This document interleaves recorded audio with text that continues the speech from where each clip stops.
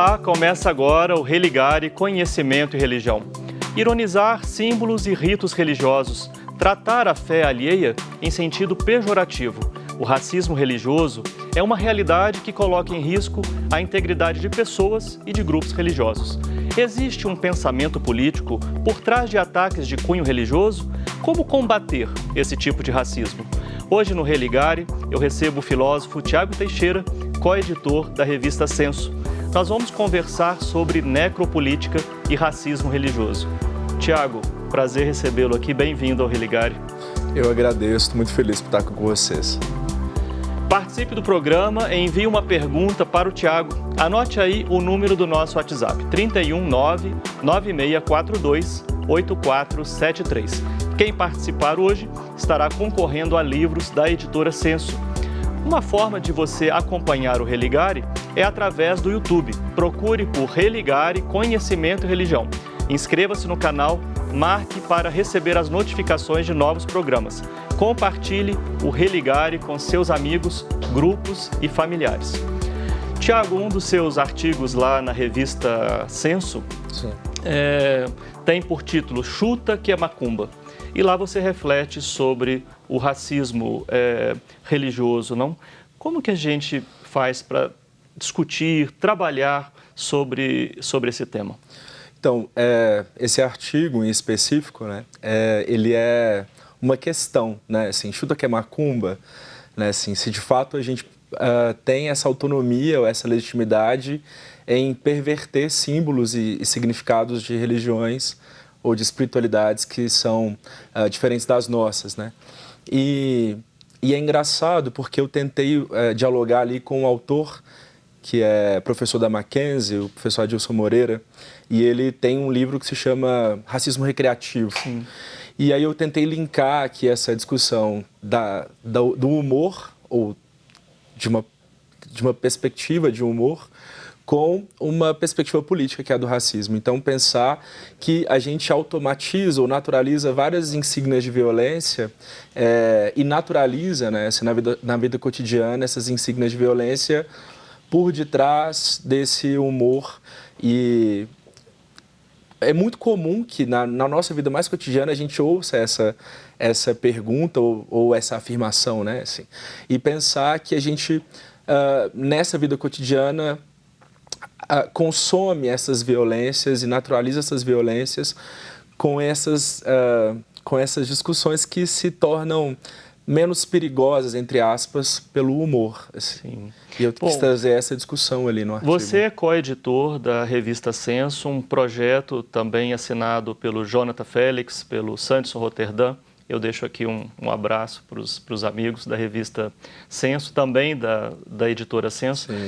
Tem sido um veículo, né, de acesso ao grande público no país, também no exterior, para pessoas que querem ter acesso a essa discussão mais de ponta sobre o racismo, a liberdade religiosa, a diversidade religiosa, também a diversidade sexual. O que representa, né, no conjunto dessa proposta editorial assumir essas bandeiras? Lembrar que hoje a Câmara Municipal de Belo Horizonte votou o projeto Escola Sem Partido. Nós temos um compromisso assim, com a consciência crítica, né? A formação de toda uma perspectiva crítica sobre o mundo. Então, a Senso é para nós uma forma de colocar em evidência esse nosso compromisso.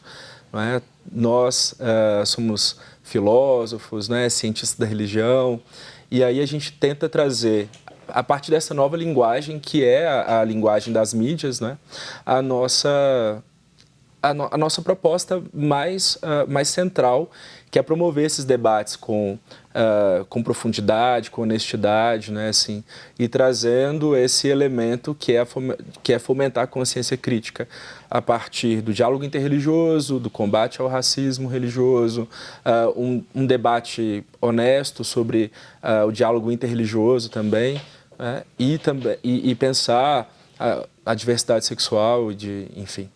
As diversidades de modo geral. As diversidades, né? Esse é um tema bastante presente no projeto editorial da revista Senso, né? Eu tenho acompanhado bem de perto, né? Aliás, desde quando começou. né? A gente fica muito feliz com isso, né? E a marca da diversidade, acho que talvez seja uma das marcas mais fundamentais da Ascenso, porque a gente entende que é a partir da diferença que a gente constrói um mundo de fato humano, né? Que essa ideia de igualdade genocida, talvez, né? Ela não nos torna humanos, ao contrário, né? Ô, Tiago, retomando o fio da nossa conversa aqui, o que a gente poderia chamar de racismo religioso? Tá. Você chega a cunhar assim, um conceito para compreender racismo religioso? Eu estou me valendo aqui nos textos de vários intelectuais e várias intelectuais, né, de vários pensadores e pensadoras, para pensar o tema do racismo não como um dado subjetivo, mas como uma estrutura, como uma tecnologia de poder, para usar um argumento mais filosófico, né, assim. Então, porque se a gente pensa o racismo atrelado à subjetividade, fica parecendo que sujeitos específicos são racistas, né?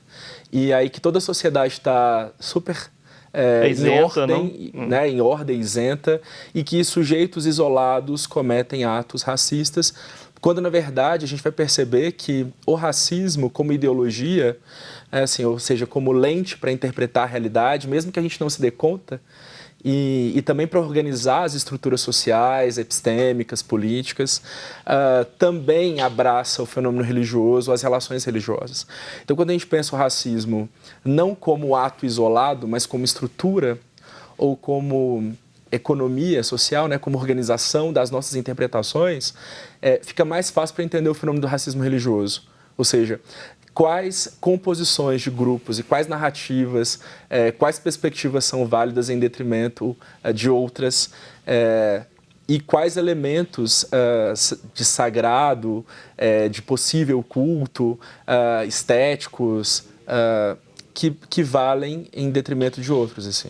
Falar em racismo religioso não é exatamente a mesma coisa que falar em tolerância religiosa, mas há alguma relação entre essas duas expressões? Eu penso essas que duas realidades, na verdade. Sim, eu penso que há um atravessamento orgânico entre essas duas questões, né?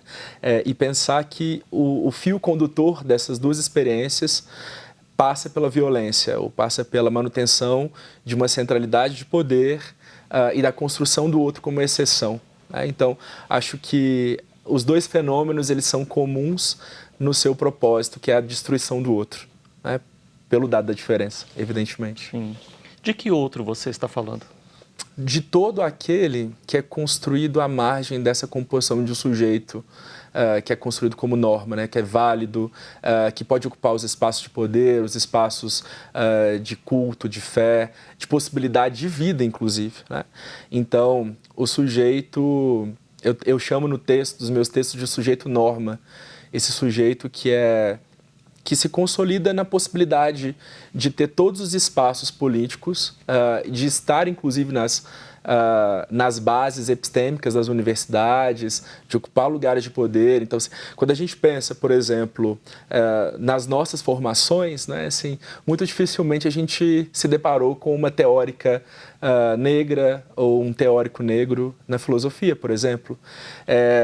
E a gente pensa muito que o racismo é um dado objetivo, assim, né?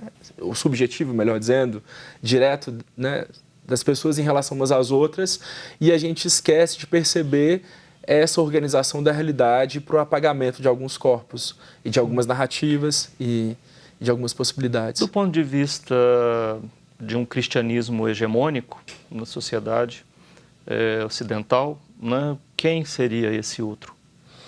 Esse outro que está à margem. A gente pode pensar o ponto do qual eu uso, o ponto o qual eu uso com mais frequência nos meus textos são as religiões de matriz africana, mas não são só as religiões de matriz africana, né? Assim, elas, pela conexão direta com o tema da negritude e do racismo religioso, nesse aspecto específico, é quem eu mais abordo, mas a gente pode falar, assim, de toda a construção teórica e religiosa que está à margem, né? Então, experiências religiosas indígenas, e tantas outras. E dentro das tradições hegemônicas, é possível pensar também os que estão e as que estão à margem? Flávio, essa questão ela é muito controversa, assim, porque eu fico pensando, toda a minha base teórica é uma base subversiva, né? Assim, então, toda perspectiva que eu tenho de inflexão, inclusive é o título do meu livro, que vai sair em breve, né? Inflexões éticas. Todas as perspectivas éticas que eu penso, elas são na dinâmica da subversão e não na dinâmica da continuidade. Então, eu penso que é muito, muito complexo, assim, querer falar de ampliação de horizonte, né, assim, a partir dos instrumentos de narrativa desse sujeito hegemônico, né? Então, assim, fico pensando até que ponto a gente consegue subverter essa lógica que enfraquece o outro, que diminui o outro num quadro representativo a partir da linguagem do próprio sujeito hegemônico, assim. Isso me incomoda profundamente. Sim. Bem, nós vamos chamar o intervalo, mas antes eu vou dizer que a gente vai fazer o sorteio. Aqui estão alguns dos livros da editora Censo. Sim. Né? 3 títulos de Marcelo Barros, outros 2 títulos de Sebastião Correia Neto e uma obra organizada por Rosemary Costa e Felipe Santos. Nós, hoje no Religare, estamos com o Tiago Teixeira. Nós estamos falando sobre necropolítica e racismo religioso. Você pode participar do programa de hoje enviando perguntas pelo nosso WhatsApp. O número é 31 99642 8473 e estes são os livros que nós vamos sortear para quem mandar perguntas. Vamos para um breve intervalo e voltamos já.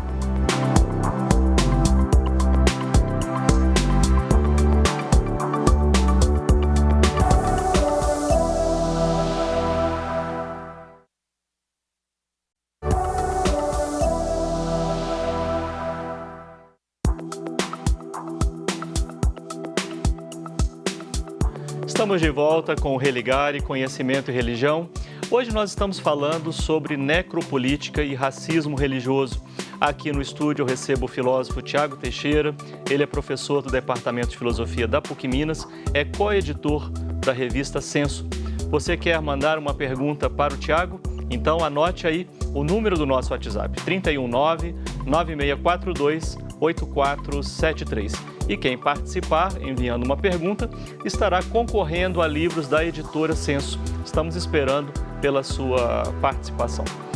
Bem, nós já recebemos, na verdade, alguns comentários, não perguntas. Depois eu vou passar para você, Tiago, enquanto a gente aguarda a participação de outros telespectadores.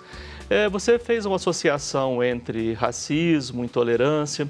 Nós temos a legislação sobre o racismo. As pessoas que sofrem racismo religioso, elas podem recorrer à mesma legislação, por exemplo? O que a gente pode entender é que o fenômeno do racismo ele tem a mesma estrutura, né? Ele se desdobra em aparatos ou se desdobra em lugares distintos. Em Belo Horizonte mesmo a gente tem uma delegacia específica para combate à intolerância religiosa, fica ali na Augusto de Lima. E aí, enfim, acho que é importante que as pessoas que sofrem intolerância, e aqui não tem classe, não tem lugar social, não tem ideologia, enfim, perspectiva política, todas as pessoas que sofrem porque a elas são negados direitos e elas precisam procurar direitos, independente de qual lugar. Esse tema do racismo religioso, Tiago, você tem assim algum tipo de mapeamento, como ele é tratado no Brasil, como ele é tratado em outros países? Na ciência da religião, assim, que foi o lugar por onde eu flertei um pouco, assim, essas pesquisas elas são muito embrionárias, né? Então a gente fazendo um mapeamento de temas que são centrais nas pesquisas, as religiões de matriz africana ou as religiões que não são expressivamente hegemônicas, elas não aparecem nos dados das pesquisas com muita expressividade. Sim, sim.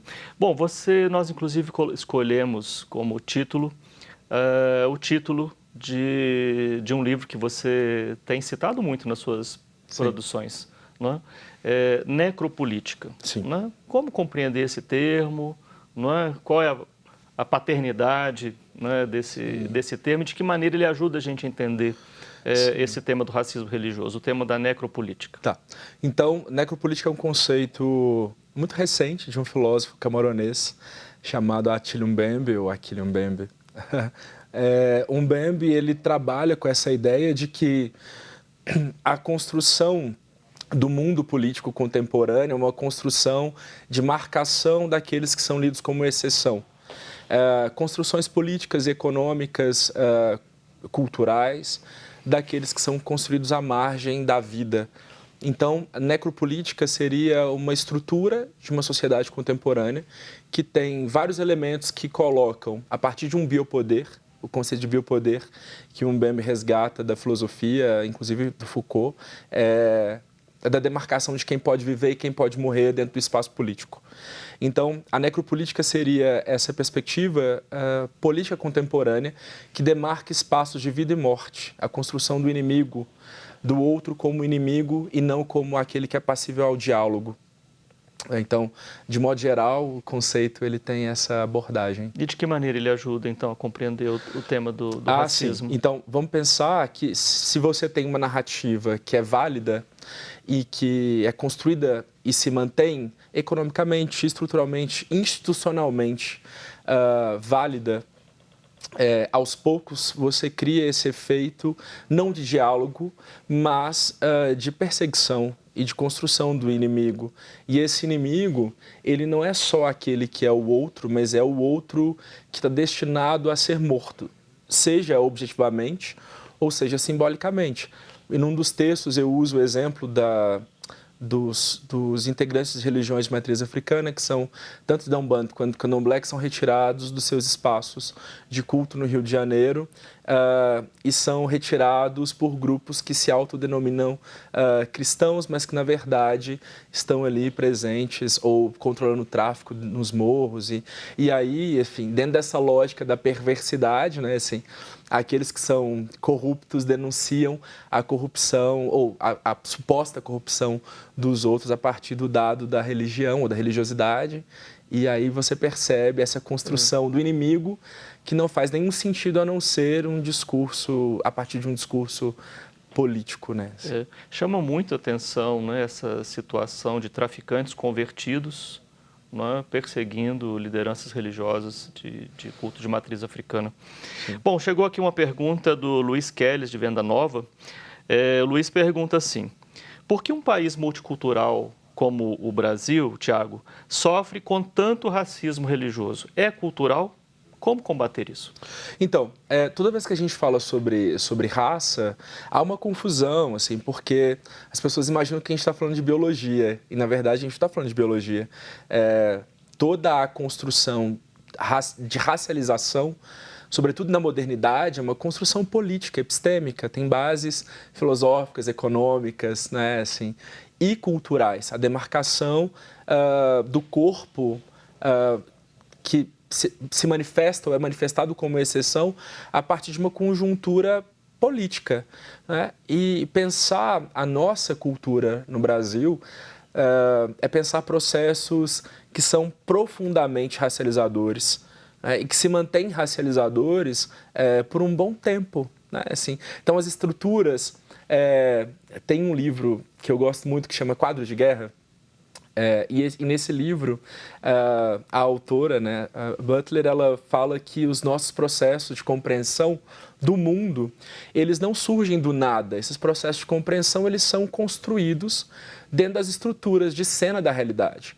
Então, se a gente absorve o tempo todo figuras de mundo que determinam quais corpos são validados e quais não são, nós seguimos nesse mecanismo de retroalimentação desses processos enquadrantes do outro. E se esse outro é marcado para não ser expressivo, mesmo que eu não dê conta disso, ele continua sendo. Então, eu falo até isso num texto, né? Assim, as discussões sobre racismo não são discussões sobre convicção ou sobre fé, não é assim, eu não acredito que o racismo não exista. É uma questão de realidade, assim. E aí, se é uma questão objetiva, eu posso turvar a minha consciência e manter a minha consciência muito turvada dos processos que são inerentes à realidade política e cultural que nos acompanha, ou eu posso, de fato, enfrentar esse debate com honestidade. Talvez isso tenha a ver com a pergunta que a Gabriela Marques enviou para você. Por que racismo religioso e não apenas intolerância religiosa? Há uma diferença, a meu ver, né? E aí, Gabriela, estou sendo aqui muito livre para te responder a partir daquilo que eu tenho lido e que eu tenho entendido. A intolerância, ela é essa marcação, né? Acompanha a mesma estrutura, a demarcação do outro como inimigo, mas o racismo religioso ele tem lugar, né? Ele tem rosto, né? Esse outro está bem significado, né? Ele está bem desenhado dentro da estrutura de violência, né? Assim, então, as insígnias acompanham as discussões sobre religiões de matriz africana, os lugares políticos desenham esse rosto. Então, não se trata só da intolerância, mas é de uma intolerância construída sobre um corpo, ou sobre corpos que são racializados. Tiago, você tem mais do que refletido, você tem também se ocupado com a aplicação, né, de toda essa teoria. Como é que você vê o trabalho necessário para vencer, enfrentar esse racismo religioso? Flávio, eu acredito muito que a gente consegue ressignificar essa estrutura dando voz, dando vida e mudando o significado de presença na realidade, assim. Então, eu acredito que talvez uma das coisas mais importantes que a gente possa fazer, sobretudo nós da filosofia, é tornar presente nas nossas discussões filósofos e filósofas negros e negras, claro, evidentemente, e que demarcam esse lugar importante do outro poder falar sobre a sua realidade, da sua forma de compreensão de mundo. Então, existem várias teóricas e teóricos no Brasil que são importantíssimos, né? Assim, eu citei o Adilson Moreira, mas o Silvio de Almeida, a própria Lélia Gonzalez, Jamila Ribeiro, Sueli Carneiro, que muito recentemente publicou um livro chamado Histórias de uma Vida, que é um livro importantíssimo para a gente pensar esse lugar do outro como possível pensador ou pensadora, como possível crente, inclusive, como possível vida. Sim. Bom, quero agradecer a você, ao Jonathan Félix, ao Sanderson Roterdã por terem cedido esses livros da editora Senso, né, para nós sortearmos aqui entre os nossos telespectadores. Sim. Agradecer e o trabalho que vocês vêm fazendo na revista Senso, né? Convidar os nossos telespectadores a conhecerem o seu trabalho, o trabalho da revista. Não é? Para isso, o endereço para acessar a revista Senso é www.revistasenso.com.br. revistasenso.com.br. Não deixe de conhecer o trabalho. Bem, muito obrigado por ter vindo aqui. Eu que agradeço a oportunidade, foi muito bom a conversa, muito boa a conversa. O Religare, gente, é um programa acadêmico, ele não é um programa religioso, ele é um projeto de extensão do programa de pós-graduação em Ciências da Religião da PUC Minas. Conheça mais sobre as nossas atividades e cursos de graduação à distância, especialização, mestrado e doutorado em Ciências da Religião, acessando a página pucminas.br/ppgcr. Muito obrigado pela sua companhia. Semana que vem nós voltamos com mais um Religare Conhecimento e Religião. Um abraço muito cordial. Até lá.